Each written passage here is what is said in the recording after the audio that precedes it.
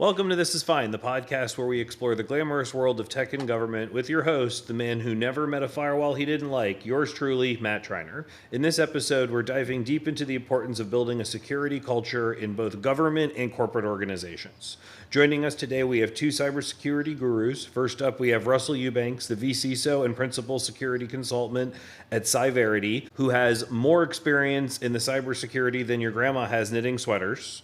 And we also have AJ King, the CISO at Hunter Strategy, whose knowledge of security could make even the most hardened hackers shake in their boots. So grab your coffee mugs and let's get ready to decrypt the series of building a security culture in the government and in corporate environments with our guest experts. Welcome, gentlemen. Thank you. So I guess to start off with, why do you think culture is important in big organizations, and how does culture define how big organizations work in and around the realm of cybersecurity? Russell, since you're our guest, let's start with you. Yeah, happy to. And for that question, I have to go back in time, 2014, 2015, when at the time the Federal Reserve Bank of Atlanta was recruiting me to be their chief information security officer. They asked some questions, they talked about the things, and I knew what the Fed was because I had to take a class in college, I think economics maybe, it talks about those things, but didn't really understand exactly how that worked.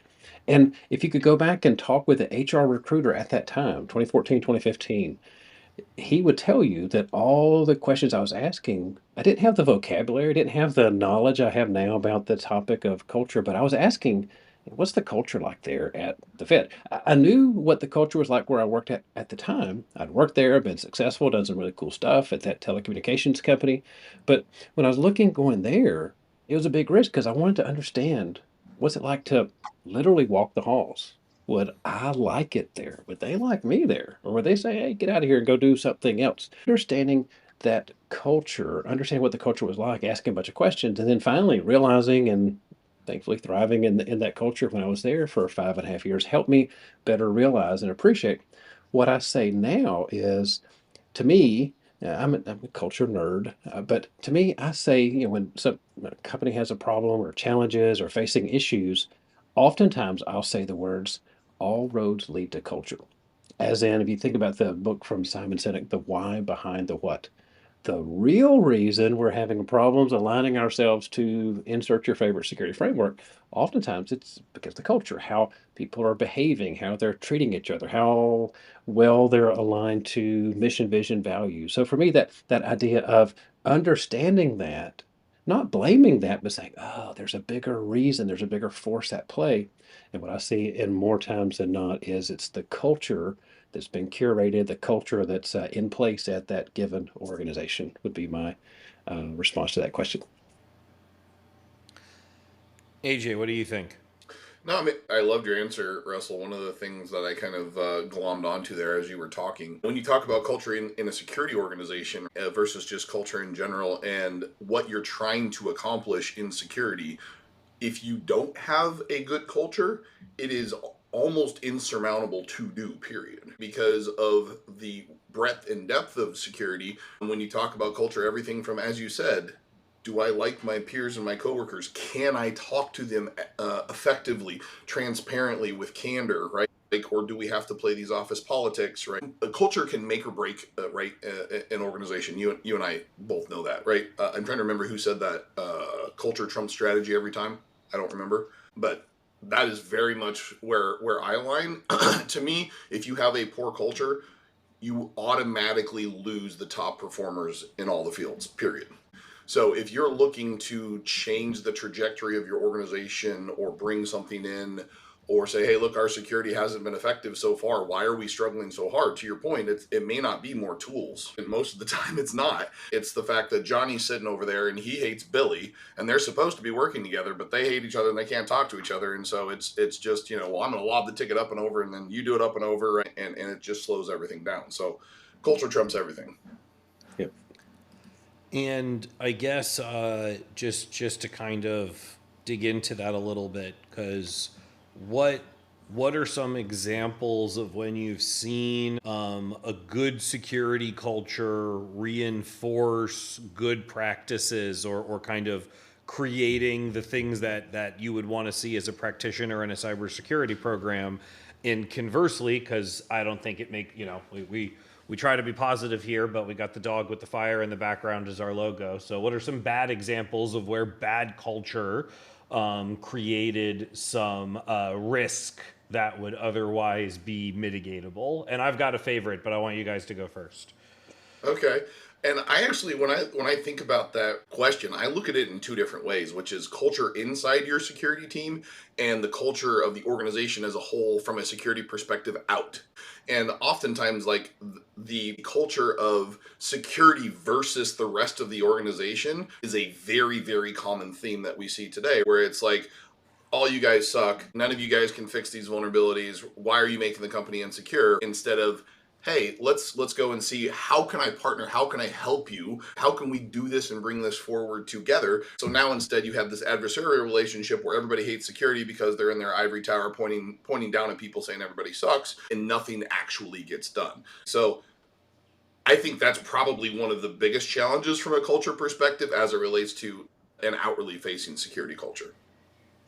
And I mean, like, to me, those risks are, it creates a cascading series of risks when that happens, right? I'm curious, Matt, what's your favorite answer? But before you poison the pool, like, Russell, what's your thoughts there? Yeah, I think it's this compare contrast, this idea of what does great look like? What does not so great look like? I go back to the example at the Fed when I was privileged to be their CISO and later on their CIO, which is a whole another story altogether. When I had the privilege of briefing all the bank officers on cyber security risk once a month, that's an expensive meeting. People's salaries divided by that 1 hour times, all that, it's kind of expensive to convene. But my leader at the time, she made a statement. I was never bold enough to answer her question. I chose to think it was a rhetorical question. And the question she would say is, if cyber is a top risk, what are we doing to treat it that way? If cyber is a top risk, what are we doing to treat it that way? Now, when I was there, was it a top risk? Absolutely. Is it now? Probably. I don't know. But let's just imagine this idea of a lot of things that the company could spend its time, energy, and effort on.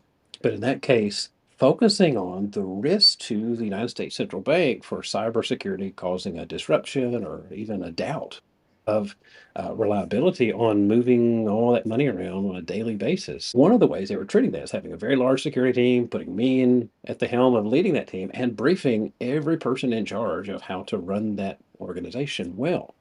That was one of the ways. And so, because of that tone at the top, if you will, that example that was set for all of us, not just me briefing the officers, but in how we showed up and how we engaged with the organization. You think about it, that's cyber's not why the organization exists, but cyber was one of the top risks. So, how do we deal with it? How do we treat that? And so, therefore, it was easier and welcoming, if that's a word, to go and engage with things that cause the organization to achieve its mission and be successful. So, positive example. Negative, I'll never forget another example. When I worked at Blue Cross Blue Shield Tennessee, I was there for 13 years before we moved to Atlanta a long time ago. And I'll never forget, I went from being a sysadmin to being on the security team. And I went to my boss. My boss was in a committee. He wanted me to take his spot at that committee. He said, "Okay, Russell, you're gonna go to this meeting. It's an important meeting, and some things I want you to do. I want you to go to the meeting and tell them no. Like, no, you can't do that. No, you can't, whatever it is that they wanted to do." So I was like, I can do what I'm told. I'll go to the meeting, sit down. We're glad you're here. You're a security person. Can we do this thing? And as trained, my boss Chuck says, tell him no. So, no, you can't do that. And they're like, kind of a bit sad, a little disappointed. Well, we'll work on it. We'll see if we can come back later and get a better answer. I'll never forget rushing back to my boss. Hey, I went to the meeting. You don't have to go anymore. But Chuck, why did I do that? Why did I, a long time ago, tell them, no, you can't do a something? And the explanation he gave was, hey, well, if you tell them no, they'll come up with a better solution. Maybe it's securer or complianter or just better altogether. And maybe later you can tell them yes, but initially your job is to go in and tell them, no, you can't do that. Well, that worked 20 plus years ago. The culture there was, hey, if I go to security, they're going to tell me no. They're literally training us to go say, no, you can't do something, versus KNOW, what the business needs to achieve its goals through technology while dealing with the risk of cybersecurity impeding on technology, which again is trying to meet the goal. So again, a positive, what it looks like versus a negative, what it looks like, kind of compare and contrast how important it is to have a strong and growing and thriving security culture would be my answer to that.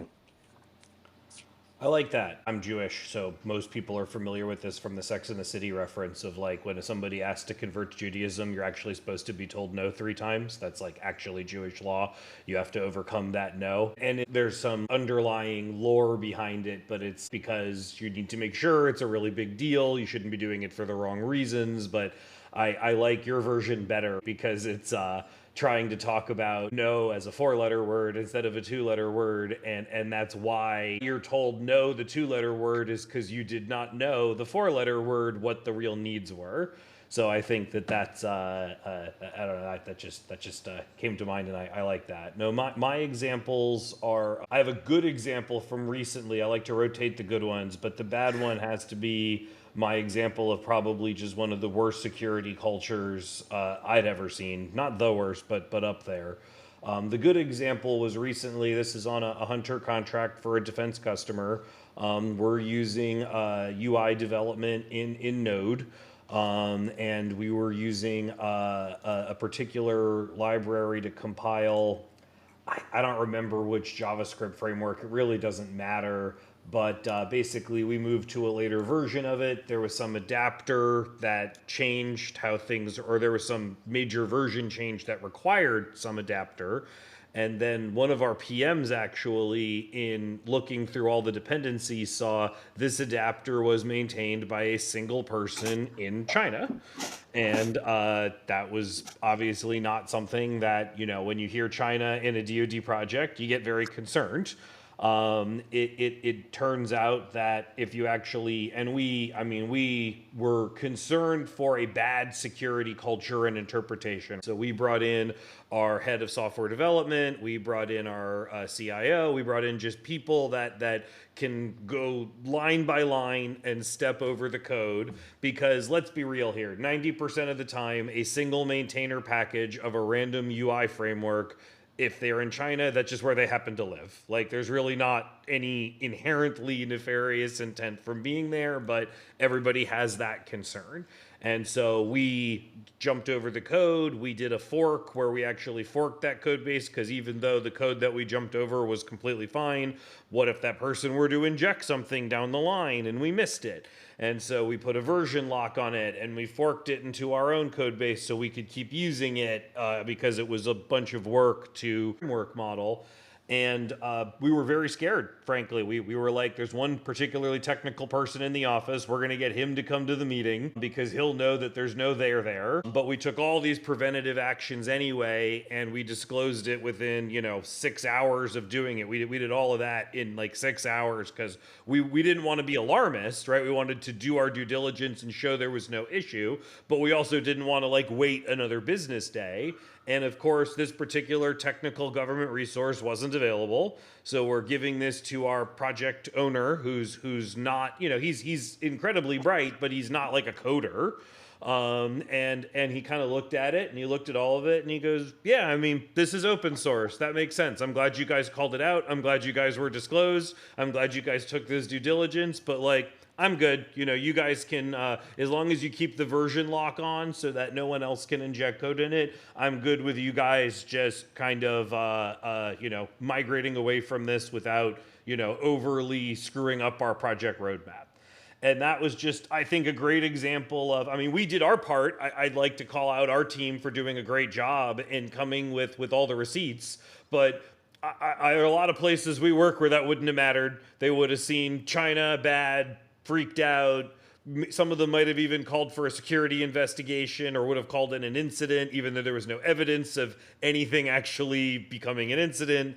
And I think that's just an example of good security culture of they probably wouldn't have been happy if we came in there with alarmist, oh my God, we found this thing, more to come.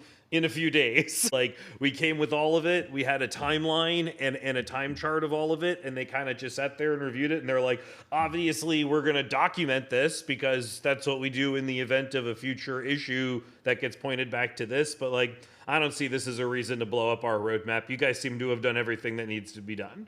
So that was a great example of security culture and risk tolerance. On the flip side, I'm not going to say which office, but I will say it was the Navy. Because the Navy's a big enough place, I can be non-specific, but we were working in this air-gapped lab, or air-gapped's the wrong word, VPN gapped. It had no internet access, but you could VPN into it, and you could only transfer files through a secure file transfer server, and so it was very much a protected enclave to do test and evaluation. So we're putting some commercial software in there around IoT sensors, and we're helping the Navy do, it was actually COVID monitoring, because they wanted to do tracing of people that were wearing these bands coming within 5 feet of each other, so they can, if somebody reports a COVID positive, be able to look and see every person that they came within 5 feet of, and kind of expedite testing accordingly. So it was a cool project. It was very interesting. It was innovative. But we were installing an agent that those with DoD backgrounds know is something called ACAS. Those without the DoD background just call it Tenable. But it's a program that has all those vulnerability scannings, and there's a requirement on every server to have a vulnerability scanning agent. And so it's not our environment, so we asked for their agent, and we got a 1 kilobyte file, and we were like, that's interesting. So somebody on our team couldn't help themselves. They decompiled the file, and it literally was a blank running process that just said it was ACAS. And we were like, well, that's weird. Maybe they sent us the wrong file. I don't know why they have a fake ACAS agent lying around. And so we just kind of tried not to look at it negatively, and say, hey, we're wondering what this is because it doesn't look like any ACAS agent we've seen. And they were like, well, it's a disconnected ACAS agent. And I'm like, that sounds like a bunch of fake words. That doesn't sound like a real thing. Like, can you explain what that is? And they're like, well, if you look at our ATO documentation, we're not required to have ACAS running because all points of ingress are very well controlled. All file transfers are controlled. Like, they don't require that we have this agent. And I'm like, okay. And they're like, but we do have a master tenant scan that keeps popping up saying that we don't have an agent, so we just kind of whipped this up as a way to get that thing to stop beeping. And I'm thinking, okay, so basically you're lying to your internal security team to do a thing that you are in fact allowed to do based on the risk acceptance of your authorizer. So it's like, it's like, what terrible security culture that you feel the need to lie to your own security people to have permission to do a thing that you already have permission for, but it's because red light goes blink, these people need to stop the red lights from blinking, so that's how we're gonna handle this. So that's my example of where, like, if that's what you're doing on things you're allowed to do, I can only imagine what red lights you're quieting on things you're actually not allowed to do. And so that's where I kind of like to talk to about vastly different security cultures. You've got one government agency looking at an actual code binary from China and being like, nope, this seems reasonable, like we should get rid of it, but it's a reasonable thing and you've clearly demonstrated it's no issue. And you've got other people lying to their own internal security teams to do a thing they are in fact explicitly allowed to do. And these are both DoD risk management at the high level. So organizational culture is the difference. That is the difference between the two. So to kind of talk about this from your guys' perspective, what are common pitfalls that companies and government agencies come to when they're trying to enhance their security culture? When they're trying to make their culture better, they recognize culture is part of the issue. What are problems people run into when they're trying to make their culture better? I mean, I think probably my favorite answer there is making it someone's other duties as assigned. Is not actually putting the proper amount of focus and responsibility and saying, "Hey, we're going to fix culture." And what ends up happening is it does this number, and they're like, and then and after 45 to 90 days, now all of a sudden the culture work is not continuing to move forward any longer. And I think the second part is that they spend far too much time on the technical side of culture rather than actually understanding. Look, it's about relationships, it's about communications, it's about understanding, it's about need, right? It's about knowing your business. And instead, it's like, hey guys, let's teach you about EDR. Let's teach you about this, and not about how to think about security, not how to view security, as your partner, and then in turn modifying your security team to make sure everybody's welcoming and having that in kind of a combined approach. So that's probably my biggest thing that I see is when people are like, yeah, we know it's security culture, so we're going to do a culture thing, and it's not a long-term understanding and commitment. Russell, Yeah, what do you think? as a great lead into what I was thinking there is that a assignment of job responsibility, not a do this when you have time or side of the desk type of a thing. It turns out in the NIST cybersecurity framework, there's not one, there's not two, but there's three different statements where we as taxpayers have paid NIST in some way to make some words that say, here, hey AJ, your job description says your end of year review is going to look like how well did you do the things, making it much more intentional. Oftentimes, we think of culture, it's like, well, HR is going to lead that, or someone else is going to do this, or it's kind of a feel good kind of a thing, um, versus hey, before my team or a team I'm privileged to lead, before they send an update to a policy or make someone go to security awareness training or makes a admin take a special targeted training for them before they get or keep their admin rights, how do we make sure that we're showing up for the business in a way that makes sense and is relevant to them versus techno speak and cyber speak and stuff that we as insiders in the industry we have that liberty, we can go our acronymy and geeky and with each other, but when people who work on the reason why your company or your organization, your agency is there don't have that language, we kind of exclude them. We kind of, hey, that's a security thing versus a let's make this a better organization thing. So again, using it as a filter of, hey, before I click send, before I publish, before I engage or go to a meeting, even, how can I make sure that I understand why the company's there and even if in a teeny tiny small way, make security more relevant to the business and therefore the business more relevant to the mission of the things that we get to do in cybersecurity. And it's easy to say, well, I can be overwhelmed. There's a lot to do. And can't someone else do that? And I don't have a training or whatever. A couple things come to mind. One, Harvard Business Review, HBR.org, they have a whole section dedicated to what does culture look like? What are models and language and theorists and people wicked smart in this field? What have they come up with that we might borrow or steal as we're trying to improve our security culture? It's easy to say, well, hey, if the boss or the executive or the CEO or the authorizing official comes in and says, okay, we're going to have good culture, well, then we'll line up and do that top-down approach. It's great when you have it. In most cases, it's up to us as cybersecurity leaders and cybersecurity professionals to change the culture of our security team to better meet and align to the needs of the respective business. So I think that yes, I want someone to fix it for me, but until they do, there's things that I can do or things I can direct people that I'm privileged to lead to do to make it more relevant to the business in terms, not dumbing it down, but in terms that they can understand and make more relevant to how they do the things that they do to achieve the mission of the agency. Great answer. So I just want to kind of dig into that question or that answer a little bit. What role do you think non-security management plays in that discussion?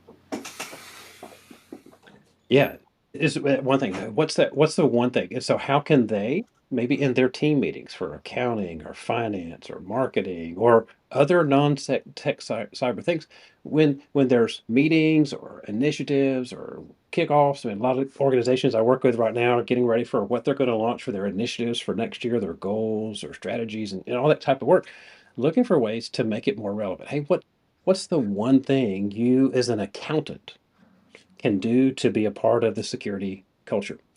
And we don't have to look any further than, DHS. DHS is super famous for saying when you see something, we're supposed to what? Say something. Whether you use those words or make up some better words or different words, something that's sticky. Brothers Chip and Dan Heath, they have a book, Made to Stick. It actually has a big old piece of duct tape on the front of the book. It's like, I know what that is. That means that's something relevant to me. I can take that concept, whether it's see something, say something, or whatever it might be, to say, hey, everyone has a role to play. Maybe it's just 1% of the overall job evaluation or job description for the accountant example that I used right there. What's that one thing? And not making it asking our colleagues, not our users, but our colleagues to, is that an incident? Is it an event of interest? Is it an intrusion? Is it ransomware? Is it all these things? Nope. What's the one thing we want to equip every single colleague, accountants and non accountants alike? When you see something, what's the one way? Not 50 ways, not diagnose the ways, not give me acronyms, but when something doesn't look right or doesn't feel right, what's the one way they can engage as a part of the extended security team to let the security team know about it so they can start to investigate? As important as cyber is, no company I've ever worked with or worked for or consulted with has ever had enough money and budget to put one person beside every single colleague across the organization. No, don't click on that. No, don't plug that in. No, don't cross borders and do it. It's not possible. What is possible is for us to make it easier for everyone in the organization to know what their one job is. Is it call the help desk? Is it send a Slack message? Is it call Russell? Is it whatever it might be? What's the one thing? And be overt in inviting more and more non-cyber people to help participate in the mission of what our security team is up to. So that's the way that I see. Make it easier for people to first know and then actively participate and be a part. And I'm going to add on to that and add an example into that as well. So I loved your approach there from a non-security perspective, right? Of the one thing. What back in this would have been 2018 timeframe when I was working for StoneX, there was a our global financial services division. They needed to sign a contract with J.P. Morgan Chase, which is the largest, or not J.P. Morgan, sorry, Goldman Sachs, largest bank in the world. And as we were coming on as a vendor for Goldman Sachs, you can imagine they were up to their elbow, right, in our information security program, and I had a lot of work to do. This particular division needed a lot of things in order to sign this contract. A lot of them were non-technical. And to your point, Russell, how I not only advanced the security program, but made them champions as well was number one, going and saying, what is your team trying to accomplish from a goals perspective? And how can I look at what I'm trying to accomplish from a security perspective and marry those together to where you're getting what you need, I'm getting what I need? And really, the example that came out of that is we needed a privileged access management platform to sign this contract and show them, and that particular business owner ended up paying for the CyberArk implementation for the entirety of the global organization because they needed it for theirs. I said, I will do you first and implement, but this is the only way we get to do it. And they said, yep, no problem, sign the check. And that led to a 7-figure contract, 8-figure contract with Goldman Sachs. So when you start talking about, to me, it was about relationship. And I built a relationship with that chief operating officer of that business unit, got to know him, his personal goals and objectives. And I don't think that you have to wait to do that right at the CISO level. Director, manager, to your point, Matt, like all these other elements. If you're a SOC manager, if you're a manager of the identity team, to your point, Russell, go sit down with the accounting team and understand what they're trying to do, and then think about, hey, how can identity help you in what you're trying to do, and build that relationship. Because to your point, if you're going to try to teach them that one thing, that one call, whatever it may be, you have to have that relationship. They have to feel comfortable actually calling you, because if, like you said earlier, you're the party of no, right? And every time you call, you're nope, sorry, they're not going to call you anyway. So it starts with small and it branches out very quickly, right? But it is absolutely at its core about personal relationships. So I want to lob a controversial one in the room for a second. And for those on the outside, everyone's going to groan at this, but I think that you guys will find it interesting. Phishing exercises, friend or foe of security culture? That sigh is exactly what I was looking for with that question. AJ, I just want you to know that. You Like, reacted exactly how I expected you to. The problem is, at least for me, is I think that they can be a friend, but I think that the vast majority of the time, how they are administered, how they are treated, how they are viewed, how they are pushed, make it to where the opposite happens, right? If you're sending out security awareness training with the objective of being like, hey, you click this once and we're writing you up, you do it again and we're firing you, that is absolutely an enemy of security. People are just going to stop opening emails at that point, right? They're just like, you're going to kill the work environment, right, in general. But if it is one where, and I can't remember the exact statement you said earlier, Russell, but you were talking about something similar where it's like, let's break these subjects down to where people can actually consume them and understand them, and you're there to educate them in addition to helping train them. It's like, hey, yeah, you fell for this fish, but just so you know, look at this, look at this, look at this. As long as you're using it for education and awareness and not to measure or penalize people, I think it can be a friend. But I think that in the vast majority of the cases, it's not, right? And it definitely has hurt lots of security cultures. it does. Should we do it? Do our regulators make it do it? Of course, we need to do it. All the companies need to be doing phishing tests. Okay, sure. And of course, the goal is, in the event of a real fish, what's the likelihood or probability that someone would actually engage with that message? And we look at it, Verizon Data Breach Investigation Report year over year over year. It says 70+% for as long as I've been tracking it, a human element was involved. Someone had to do something or click something or plug something in or steal something. An action had to take place. So we do these tests to say, oh, how good would we be in the event of a real emergency? What would we do here? And thinking about that way is okay, well, it makes sense to do this. But I think there's so many variables.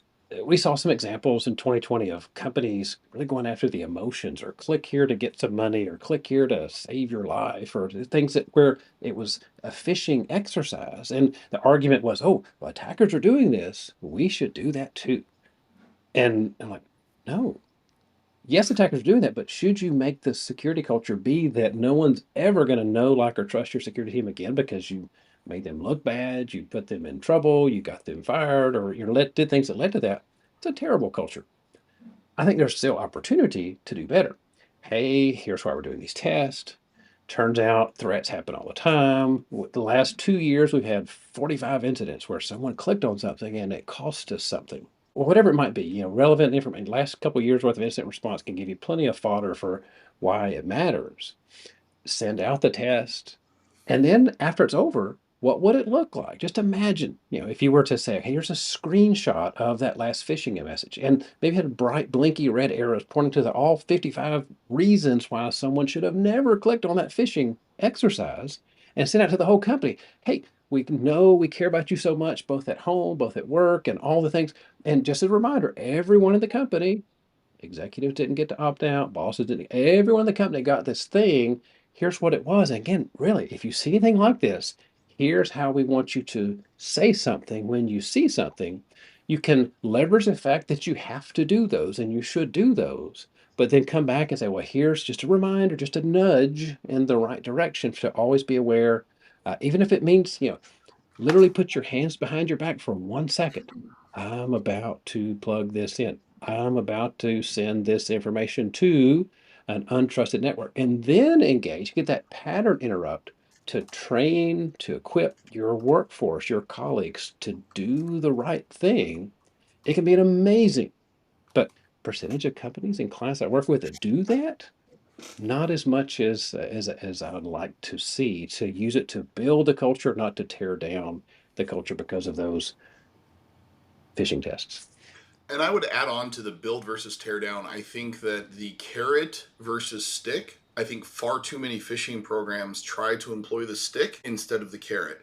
The areas where I've implemented the most success that have helped organizations from a culture perspective as it directly relates to phishing was around things like, hey, we're going to track teams, and whichever team over the course of the quarter reports the most phishing emails as the fastest reporting time, like, we're going to give every member of that team 4 hours of PTO. Like, once a quarter, a team gets, and I'm telling you, once that got implemented, people were hawks, seeing how fast they could get to reporting buttons instead of, if you don't report this and your scores are too low, that's going on your performance report. It's like, incentivize them, make them want to lean in, make them want to learn. So love that aspect. And AJ, I'll just tack on to one quickly. There's a client I work with in financial services that did that. They have a policy that says both, their words, punish people that do bad things, and that'll happen, but then reward people that do the right thing. So you're incentivizing them to do something, whatever the prize is, whatever the notoriety is, to not just catch somebody doing something wrong, but look for people and catch people doing the right thing, whatever the right thing might be. Agreed completely. And I'll just bring up it's actually another COVID story. I don't usually tell COVID stories, but it was a DoD agency sent a "you must return to work immediately" email like 3 weeks into COVID. And if you click the link, it was, "Oh, gotcha, phishing exercise." They weren't like super punitive about it or anything. So I give them the credit for like it just being kind of the, hey, you're all working from home now, and that hasn't been a thing we've done, and like be extra vigilant. So like they got it partially right. One technical implementation note is they created a unique ID in each thing. So even though I opened it in VirusTotal in a sandbox, I still got forced to take an hour of training, even though I didn't. I don't think that should count. I think me recognizing it and copying it, the link, and detonating it in a specific malware sandbox means I knew exactly what I was doing. But their implementation was such that it didn't matter where you opened it. It didn't matter that it wasn't on your computer. It didn't matter that you did this. Your unique ID was in the URL, and therefore, and I guess that's on me for not manipulating that ID as part of my test. I guess I should have done that. I just remembered I saw the email and I was like, no way, this would have come down from OPM. This has got to be some kind of fuckery. And it was. But like even when I confirmed it, they made me take an hour of that was the stick, right? Is you need to take an hour of phishing training, which is, I mean, again, not, I think, the best approach to that. I think you guys had much better examples of real carrot-based approaches, but as far as sticks are concerned, I've seen way worse. I wasn't like mad about the program, but I will say the technical implementation lacked something, because if someone's taking the time to know how to safely open and check links and you're still counting that against them, no threat actor would have gotten much from a VirusTotal sandbox. You're not really looking at the picture holistically. I think these are all really, really good thoughts. So on A great way to troll people, though, right? You just take your unique URL and you dump it into VirusTotal, and you just increment the numbers up slowly one by one and make everybody take training. Yeah, well, that was why I was just like, as soon as I saw it happen, and then I got the email that was like, you click this link, I was like, damn it, I could have totally gone through that and like just randomized it, or to your point, just it was a hash, it wasn't like a counter, but it's like, yeah, I could have just started like writing a script and having it hit random people and really shown them that like this doesn't do what you think it does, guys.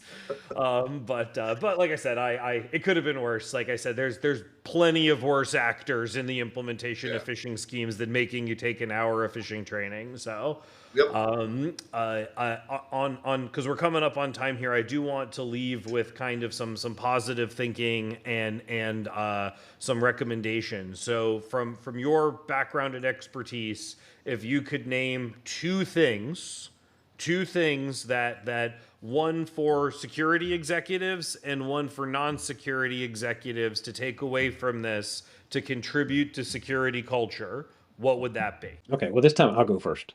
So first, for the executives, ensure that the executives, if they've not already, and if they haven't, shame on them, but there's some grace. You've got some time here before the week is over. Memorize mission, vision, values of your organization. Example, we probably all heard super familiar with TED, like TED Talks and things like that. They have a mission statement. They have stated why it is that they exist. And the first part of it, and just the first part, discover and spread ideas. Now, we can be a judge. We can say, how good does TED the company do that? How good are they at achieving their mission of discovering and spreading ideas? I would give them an A plus. I think they do that very, very well. But if I was parachuted in, or AJ was parachuted in as CISO of TED the company, and someone says, hey, what do you do here? We'd be tempted to say all the cyber acronyms and insider language and things that we do to be successful. But if we want to win, as the CISO of TED, the company, we'd say, hey, I contribute in a very small way to help discover and spread ideas. Really? How do you do that? Then you go into all your techno stuff. And so understanding, not just having the words memorized or maybe even a tattoo on your arm of why your company, why your organization, why your agency exists, but know that and look for ways to connect the dots of how what you're doing supports, even if in a teeny tiny way, that mission or vision or values is a big win, not just for yourself, but maybe even putting it on the first item of your agenda, your standing agenda item. Hey, just a reminder, here's why we're here, and then go into the things. Modeling that, leading that, people will copy you, people will paste that, they will reuse that. On the other end of the org chart, be intentional about it. A lot of the work I do when I'm not doing security consulting, teaching, is around coaching people to be a better CISO or be even more effective, or maybe getting ready to be have their first chief information security officer job. And a lot of times I'll say, hey, all it takes 30 minutes a week. If you do calendar blocking, maybe every Friday at 3 o'clock, you've got some margin on your calendars you can generally defend just for that period of time. Invest in yourself. But specific to this example, spend 30 minutes. Maybe it's going and getting away from your technology, standing up, going into an area and say, hi, accounting, my name is Russell. What do you do? How can I learn more about accounting or finance or what the business or the agency is trying to do and do so on purpose? I'm an introvert. I'm an ISFJ, according to the 100 times I've taken the Myers-Briggs. I'm an introvert, but maybe for 30 minutes at Friday at 3 o'clock, I can be more extroverted just in that moment and then go back to my hidey hole and do the things I do when I'm not wanting or needing or capable to be around other people. So both at the top and at the bottom of the org chart, opportunities to lean in and do better from a culture perspective. But that's what I say. AJ, what say you? And it's interesting, Russell, because your comment around technical and what should a technical leader do to advance security culture, I'm going to plus one that as well, which is memorize the organizational defined values and understand how you apply them against all of your projects. Like, I don't even want to change that. The thing I would say to enhance that would be when you're building your security projects, build a one pager for every single one of your security projects that is in good common language that ties back to your organizational defined values that you can go to the various different stakeholders and educate them and say, hey, look, we're starting this project. Here's a one pager on it. We've got our kickoff session here. This is how it's going to impact you potentially. Be proactive in that portion of building, right? And then on the non-technical side, the biggest thing I would say here is across the board, if you went into most organizations and said, who leads up your SOC? None of them know, right? So it is, from a non-technical perspective, the biggest thing I can say is start developing relationships with your security organization, right? If they have town halls, if they have training events, right? Even if they don't have those things, right? Reach out proactively to leaders and say, hey, look, for me and my team, I'm interested in helping. Here's the projects that we're doing. How can we partner together to bring things forward? The same thing that we've been talking about this entire time is really just, it comes down to relationships and communication between those people. Yep. These are I think just hopefully really good takeaways for listeners. So I really thank you guys for taking the time today, for meeting with us. Russell, thanks for meeting with us while you're on travel. So that's really great. And hope to have you back here soon. This has been another episode of This Is Fine. So thank you everyone for listening. Thanks all. Thanks, everybody. Appreciate it.